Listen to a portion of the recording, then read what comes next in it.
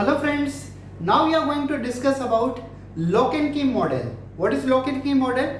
When enzyme bind with the substrate to convert substrate into product, just to participate in metabolic reaction, they has to show particular model.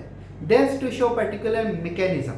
जब enzyme substrate के साथ bind होती है ताकि enzyme substrate का conversion product में कर ले, तो इस रिएक्शन को करने के लिए, इस मैकेनिज्म को करने के लिए दुनिया में सबसे बेहतर जो एग्जांपल है, सबसे बेहतर, सबसे बेस्ट जो मॉडल है, उस मॉडल को हम कहते हैं लॉक एंड की मॉडल. ठीक है. और लॉक एंड की मॉडल किसने दिया होगा? लॉक एंड की मॉडल एमिल फिस्टर साइंटिस्ट ने 1894 में दिया हुआ था. ठीक है. एमिल फिस्टर साइंटिस्ट ने 1894 में ये लॉक एंड की मॉडल कंसेप्ट दी हुई थी. अब हम लॉक एंड की मॉडल कैसी होती है हम डिटेल में देखते हैं. तो सबसे पहले आप ये देख लीजिए. we know that a specific lock can only open by specific key. अगर आपके सामने मैं 5 चाबियां रख दूं, if I show you 5 key and if I show you only one lock, all keys are of different shape, but you have only one lock. But out of this 5 key, only one key will fit to this lock according to the shape of key and according to the shape inside the lock hole. Inside the lock we called it as a key hole.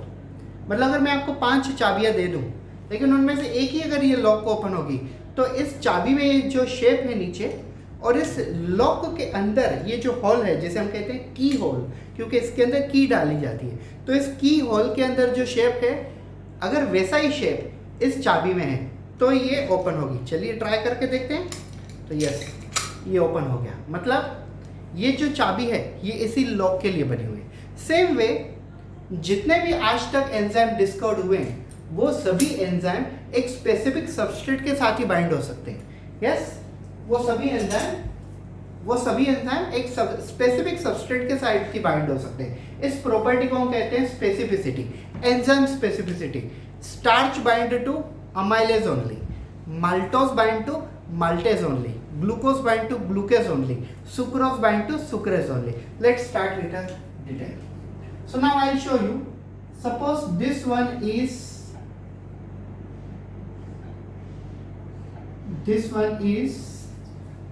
enzyme. What enzyme else is called? Enzyme is also called lock. Correct? According to lock and key model, we called it enzyme as a lock. And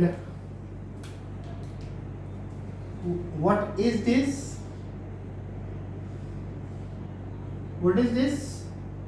This is called substrate, and according to lock and key language, this is called key.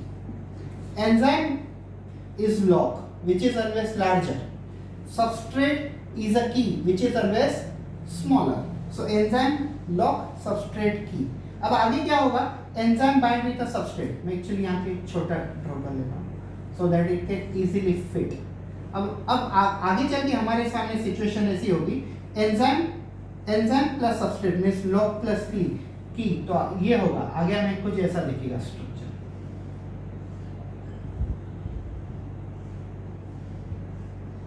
Yes, we will see like that. So what we will call enzyme plus substrate complex, and according to the lock and key model, what we will see, we will call lock and key complex.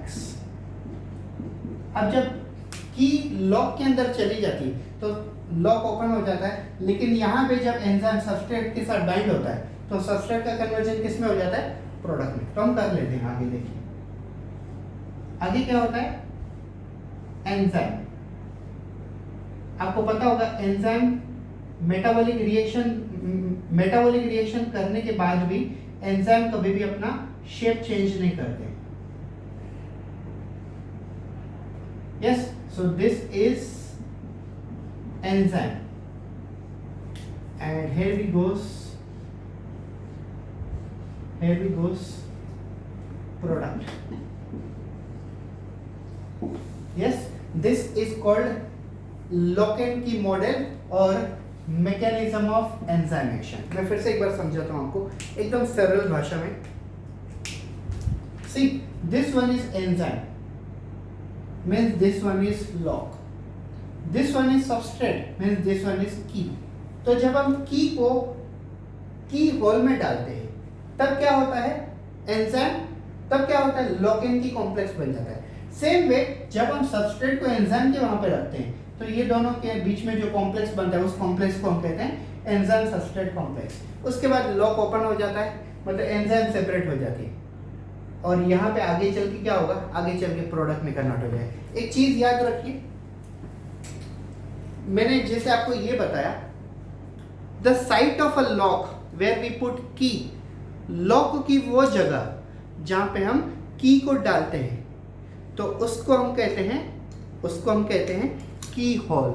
लेकिन enzyme और substrate में substrate जहां पे हम replace करते हैं enzyme में तो उस साइट को हम कहते हैं एक्टिव साइट. क्या कहते हैं, इस साइट को हम कहते हैं एक्टिव साइट. और एक्टिव साइट के ऊपर कौन बाइंड होता है, एक्टिव साइट के ऊपर सबस्ट्रेट बाइंड होता है. एक्टिव साइट के ऊपर कौन बाइंड होता है, एक्टिव साइट के ऊपर सबस्ट्रेट बाइंड होता है और इस कंसेप्ट को हम कहते हैं एक्टिव साइट.